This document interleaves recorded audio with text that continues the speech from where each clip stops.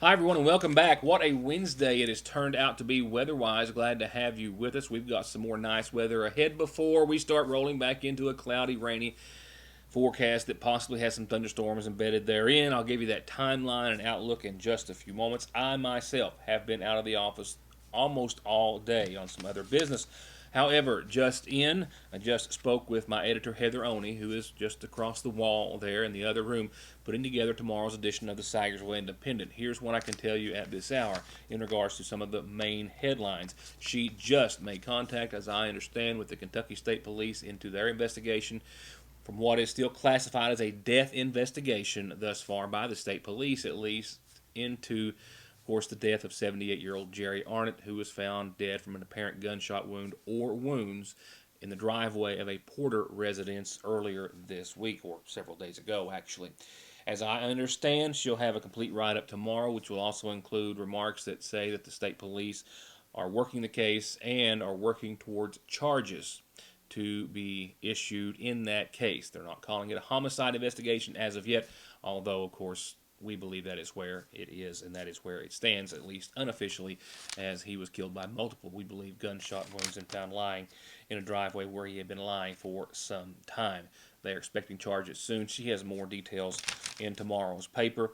That's all I know from her at this hour. She also has another or more election updates that I'll have for you tonight. Also, the school system in McGoffin County, as did other school districts across the state, issued a survey for parents and students and staff to fill out to give them some insight as to what they would like to see. If they have internet access at home, are they going to let their children go back to the classrooms this fall? A lot of other questions, very important ones. That information is in. It has been put into categories and different percentages, and she'll have that in tomorrow's paper, the results of that survey, of which a lot of folks participated in. I was glad to see. More on the arson and assault case from the man who assaulted several EMTs and firefighters on Monday morning. The U-Pike Dean's List and President's List is also going to be in tomorrow's edition of the Sagersville Independent. More on the former Sagersville man sentenced to 21 years for sexual assault or related charges of two small children, possibly one his own. And on a little lighthearted note, which we certainly need a little more of, in our Throwback Thursday page tomorrow, brought to you by Grover Arnott, attorney at law across the way there. We're going to go back to 1995 and take a look at something we'd like to be looking at in person right now, and that's Little League Baseball. But we'll have to roll back to 1995 to do it this week. Also, 13 McGoffin County High School valedictorians for the class of 95, so look for that.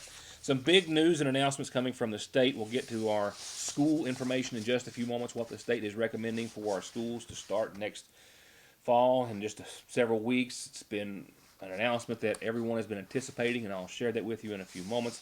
But the governor earlier today announced that he was signing an international agreement with a total of 16 other partner organizations, including the Dutch government, to commit to building Kentucky's agri-tech capital and expand the state's economy and create jobs. He says the group was brought together by App Harvest, which we know is building a multi-million square foot facility in Moorhead, creating about 300 jobs in a part of creating one of the largest controlled environment agriculture facilities in the world. App Harvest CEO Jonathan Webb said today that this long-term partnership for Kentucky will add jobs and create new signature industry for the Appalachian region.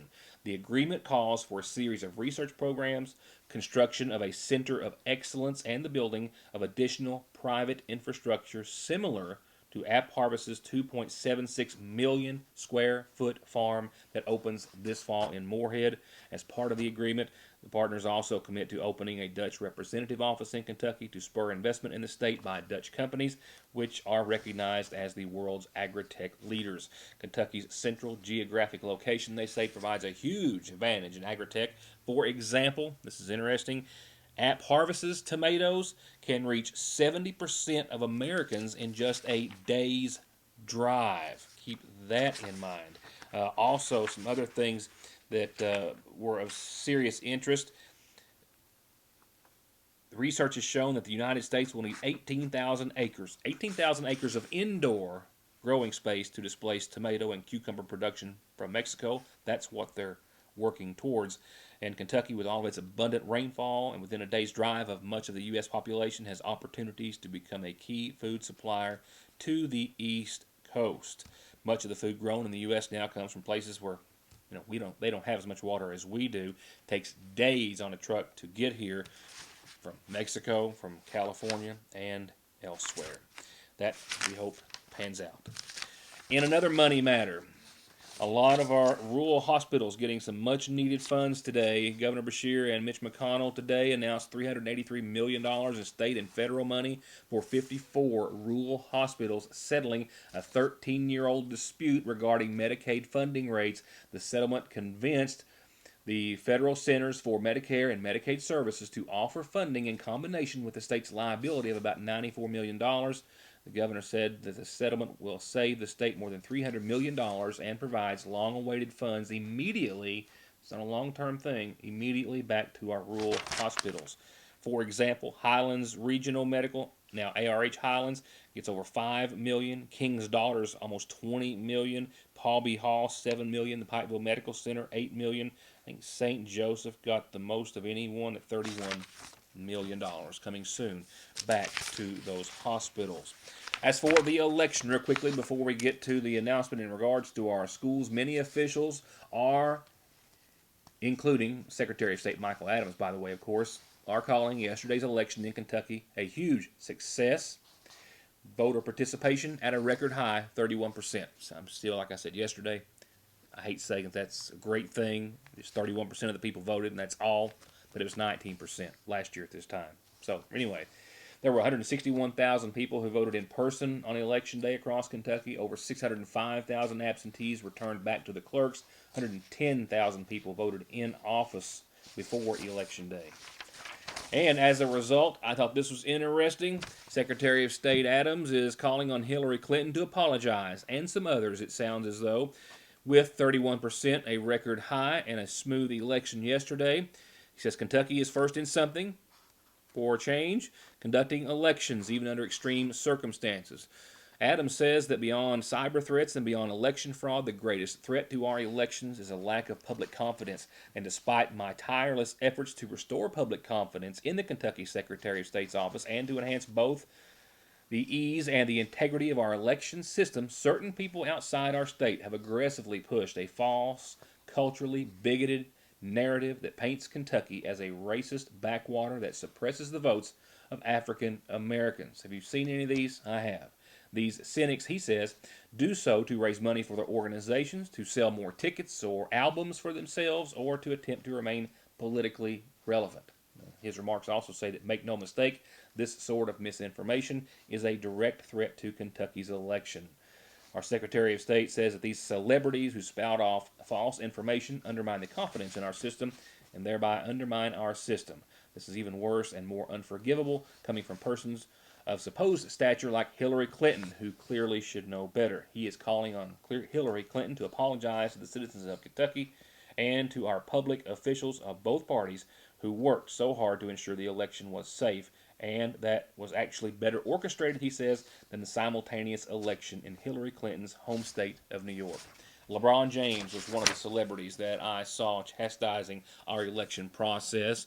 I can't say I knew how it was going to turn out, but I can say that even pre-election, his remarks really concerned me, bothered me, and in fact did insult me in regards to them having that effect, as our officials, in my opinion, were just trying to make it safer for everyone and trying to continue to slow the spread of the COVID-19 virus. My thoughts, and apparently Michael Adams's. I'll be right back. Oh, real quickly, election, by the way, we don't know the outcome. Mitch McConnell, we do know the outcome. He easily won his party's nomination. He's going on to try to secure his 7th term. Andy Barr, the 6th District, Representative Thomas Massey, Hal Rogers. Early numbers also is all we need to know that they won. What we don't know is, of course, the race, which really came down to the wire late in the game between Charles Booker and Amy McGrath. Early numbers still, as I understand, and that's very few numbers reporting, but early numbers without Fayette and Jefferson County have McGrath ahead by 5,000 or so. That was early numbers last night, but Booker was in an early lead in Fayette County numbers. We're not going to know that until June the 30th. That's when numbers will be released, and we'll know the outcome of that race, and all officially. I will now be right back after a few messages.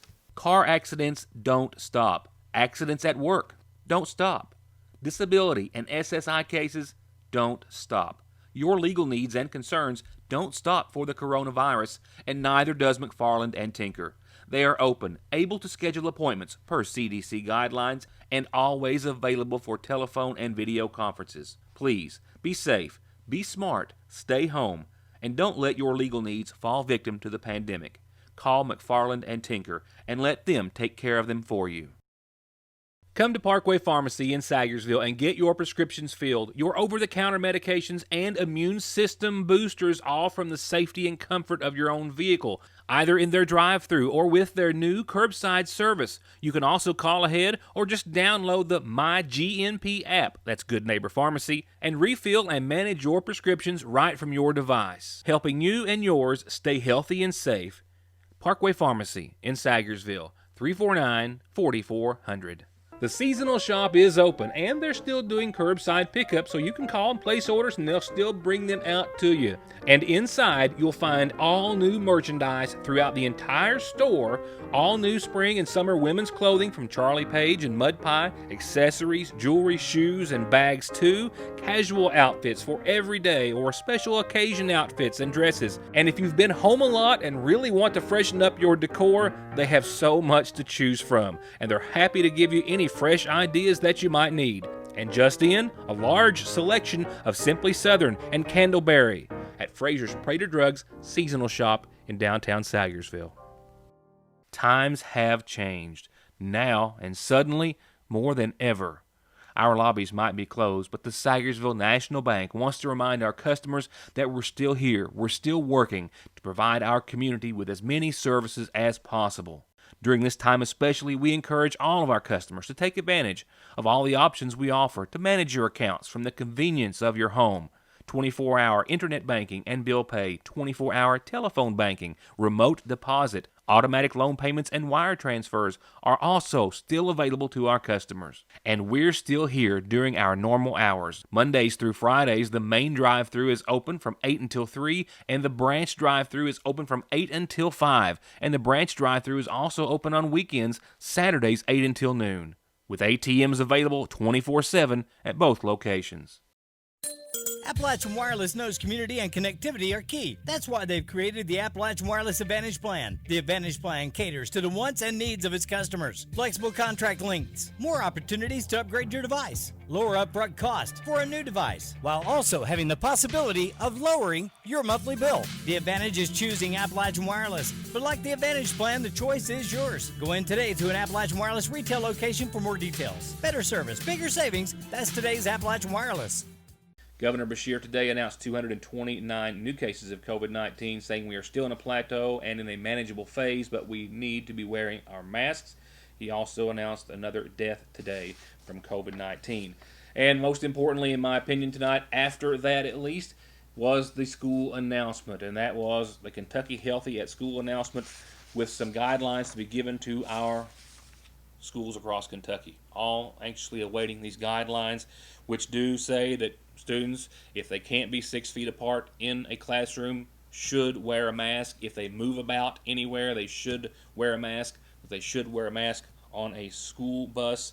There was also some leniency integrated into those recommendations, that they should also screen students before entering school for fever, of course, other symptoms, cough, and the like. And then our Lieutenant Governor Coleman issued us this information, perhaps the most important of which today, in regards to suspending 2 statutes to help ease school opportunities or abilities for the school districts, and also giving schools, the state is, the opportunity to participate in the expanded care program. Today, as the Secretary of Education and Workforce Development, I approved a memorandum that was issued by the Commissioner of Education that temporarily suspends a couple of statutes. First, we're temporarily suspending the 10-day limit on NTI days so that the Kentucky Board of Education may grant the authority for an unlimited number of NTI days for the 2021 school year. This provides the flexibility to school districts to use NTI as needed for the next school year in the event that they need to close in-person classes as a result of COVID-19 spikes within their own communities. Secondly, we will temporarily suspend a statute that requires average daily attendance be utilized in calculating state funding to school districts for the 2021 school year, so that the Kentucky Board of Education may set forth a funding mechanism similar to what we saw this past session with Senate Bill 177. This provides flexibility to school districts to receive funding in the event that schools need to operate a blended in-person and digital instruction in response to COVID-19. This memorandum addresses the concerns of school districts throughout the state who are planning a variety of instructional methods to best serve the needs of our students and the communities amid the uncertainty we face with COVID-19. Our school districts are developing models that work best for their unique communities, and this memorandum provides the flexibility they requested and they need. Next, I want to make sure that every school district knows that we are pleased to announce the opportunity for our schools to participate in the Expanded Care program. Expanded Care allows schools to bill for services provided to Medicaid eligible children who fall outside of the IEP or Individualized Education Plan, allowing schools to provide services to 75% more children than before. This includes a 3-to-1 match by the federal government. So for every dollar that a school system puts in, the federal government kicks in another 3. And the best news is the services that will be provided through this Expanded Care program are school nurses, audiologists, occupational therapists, speech therapists, physical therapists, interpreters, and one that I know we are all desperately in need of in our public schools, and that is mental health professionals. In addition, I would also like to announce that today, under the leadership of Governor Beshear, Kentucky continues to lead the way in our response to the COVID-19 pandemic. As such, I am sending a letter to the Secretaries of Education across the nation, asking them to join Kentucky in calling upon our national leaders, Congress, Education Secretary Betsy DeVos, and the President, echoing Governor Beshear's request for an additional round of CARES funding for our state budget. Additionally, because education is a large part of state budgets, I have asked them to join me in requesting the funding necessary to safely reopen schools this fall.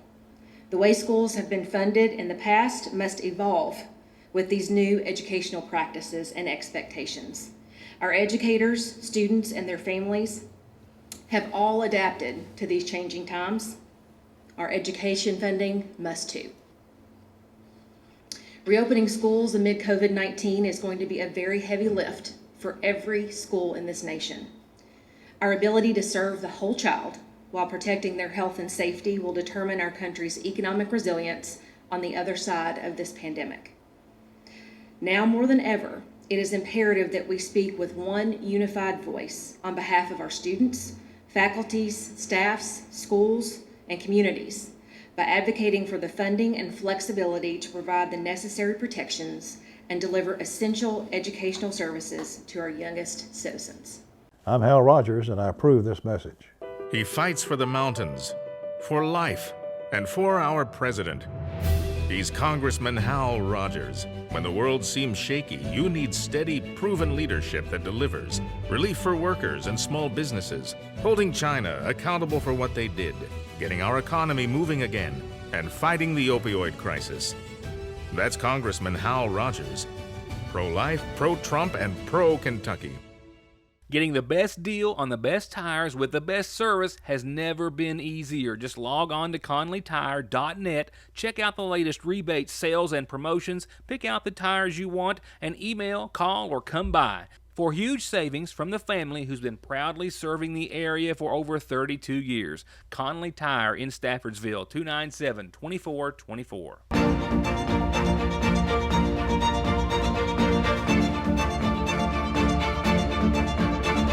I'm Dr. Jason Zimmerman at Highlands ARH, the healthcare system of Appalachia. All Pro understands that we are all just trying to make it through these most difficult of times, and they want you to know that they're here to help with any repairs or projects that you need done. Big or small, doesn't matter. They've got 0% financing for 18 months and long-term financing if you need it. If you need anything from a new gutter to a new house or a new garage, call All Pro Gutter Works and Construction, 349-9999. Bob Hutcherson here for Hutch Cheap in Painesville. What does your vehicle say about you? Anyone that owns a Jeep knows the answer to that question. Right now, payments as low as $399 on select new 2020 Jeep Renegades and Dodge Journeys. Enjoy your life in a new Jeep from Hutch, and that comes with a guarantee. You'll never pay too much when you buy from Hutch. HutchAutoGroup.com. Up next, let's go to tonight's community calendar brought to you by McGoffin Farm Bureau. Nothing really new to add to the calendar tonight, but just a reminder, first of all, that the Ramey Park is being closed at 9 o'clock nightly per City Hall and the Mayor's office, just to let everyone know that they will be locking the gates at 9 o'clock each night. And just to let you know, you can get your announcements, birthdays, and anniversaries too on the show just by following any of these links to me. With that, here are tonight's funeral services brought to you by the McGoffin County Funeral Home. Virginia Dare Salyer Minix, 77, of Little Road in Royalton, passed away on Sunday. The daughter of the late Buford and Alberta May Salyer, husbands Elwood Fletcher and Ray Minix, and her daughter Ruth, preceded her in death. She survived by sons Donald Fletcher and Jimmy Dwayne Fletcher, daughter Annette Fletcher Bailey, brothers Ronnie Salyer and Doug Salyer and John Salyer, and sisters Carol Sue Day and Roxanne Banks and Cindy McBride, as well as 4 grandkids and 10 great-grandkids. Funeral services for Virginia Dare Salyer Minix will be held this Thursday in the morning at 11 o'clock from the Sagersville Funeral Home. 80-year-old Shirley Minix Carty of Sagersville, who passed away. She was the daughter of the late William Bill and Virgie Virginia Minix. She survived by her husband Herbert Carty, as well as her 3 sons, Joshua, David, and Ray Carty, and 5 daughters, Carrie Allen, Donna Mullins, Mary Pence, Melissa Ritchie, Charlotte Newsom, and 4 brothers and 7 sisters. Funeral services for Shirley are going to be held this Thursday at 1 from the McGoffin County Funeral Home. Burial will follow at the Carty Cemetery at Stinson. 89-year-old Lucian E. King of Royalton Road passed away on Monday, the son of the late Luther and Jesse Burton King. He survived by his wife, Jewel Bailey King, son Harold King, brother Forrest King, as well as sisters Genova Harvey, Viola Mullins, and 2 grandchildren. Services for Mr. Lucian King will be held this Friday morning at 11 at the Sagersville Funeral Home. Visitation will be Thursday evening after 6 and then prior to funeral services. And lastly, tonight, 78-year-old Gerald Jerry Arnott of Sagersville passed away on Friday, survived by his wife Louise Joseph Arnott and 2 sons, Mark Daniel Arnott and Donna Ray Arnott. A private graveside service for immediate family will be held at a later time. There is never a good time for a breakdown. They will happen, and your car at some point is going to need some repairs and maintenance. And Black Smoke Performance is open and here with professional, fast, safe service. And just in time for warm weather, they now have certified full air conditioning, diagnostics, and repair to keep you cool in whatever you drive. Black Smoke Performance, 349-8785. Back by popular demand and with a new set of coupons starting next week, you've got this week to take advantage of the $5 off coupon in the Sagersville Independent. And you can get a free coupon with a free paper when you stop by your Sagersville Lee's Famous Recipe. That $5 coupon is good for any 16-piece or 20-piece family pack. That is chicken with all the fixins, chicken any way you like it. Famous crispy oven roast. However, $5 off. Get the coupon, get the meal, feed everyone, make them happy, and save money and time as well. Only at your Sagersville Lee's. Earl Justice here for Hutch Ford in Paintsville and West Liberty. Our summer sale has the biggest discounts, lowest interest rates, and the biggest trade-ins ever. Right now, you can get 0% financing on all Ford models. Plus, Hutch Ford is lining up to $1,000 above Kelley Blue Book trade-in value. We really want your trade-in. And remember the Hutch Guarantee. You'll never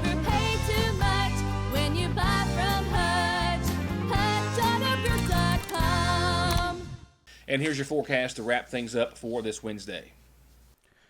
We will wind down this Wednesday with about 58 degrees. There is a 10% chance of showers and thunderstorms up until 8 o'clock or so for the next hour and a half if you're catching the early show. Nothing overhead or on the radar right now, but there's been a few little light spots of green on the radar, and we felt a few drops on our head today, but that was about it. Very light nature, and that's just about over for a few days. So, man, a lot of folks are battling hay on the ground, and I talked to a lot of folks are going to have to burn it and move on, and I know a lot of other projects have been put on hold by a lot of rain.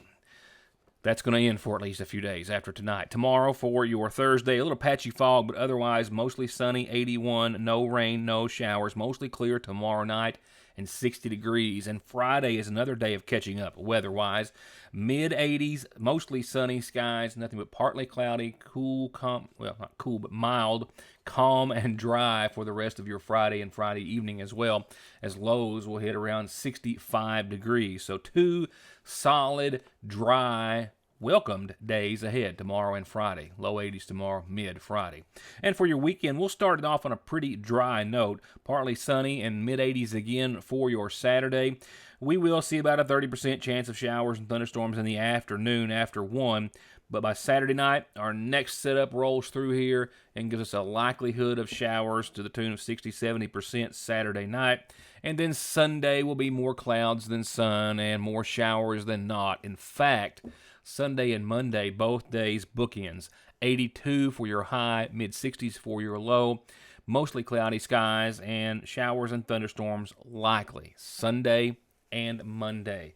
I don't have any rainfall amounts for you right now on this setup. It's a little too early, but I guarantee it's more than we need. Tuesday, we'll see the sun return. Low 80s will continue throughout the rest of the forecast through midweek, 81, 82, Tuesday, Wednesday. We'll see the sun, but also still a lingering chance of some showers after that system or combination thereof of a few factors that gives us so many showers on Sunday and Monday. Good night. That's all the time I have. Thank you for being a part of the show. See you tomorrow.